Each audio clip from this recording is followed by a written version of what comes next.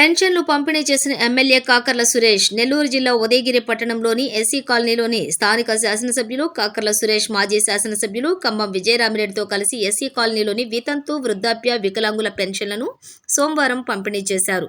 ఈ కార్యక్రమం మండల కన్వీనర్ చింతనబోయిన బయ్యన్న ఆధ్వర్యంలో జరిగింది. మొదటగా మండల ఎస్సీసీఎల్ నాయకులు రాజనరసింహులు సురేష్ కు ఘన స్వాగతం పలికారు. అనంతరం ఆయన ఇంటింటికి తిరిగి పెన్షన్లను చేశారు. ఈ సందర్భంగా ఆయన మాట్లాడుతూ రాష్ట్ర ముఖ్యమంత్రి నారా చంద్రబాబు నాయుడు ఎన్నికల్లో ఇచ్చిన హామీలు ఒకటైనటువంటి పెన్షన్ 3,000 నుంచి 4,000కు పెంచడంతో పాటుగా 3 నెలలకు అదనంగా 3,000 రూపాయలతో కలిపి 7,000 రూపాయలు ఇస్తామన్న హామీని నిలబెట్టుకున్నారన్నారు. 7,000 రూపాయల పెన్షన్ తీసుకుంటున్నటువంటి అవ్వాతాతల కళ్లలో చూసిన ఆనందం నా జీవితంలో మరవలేనిదని అన్నారు.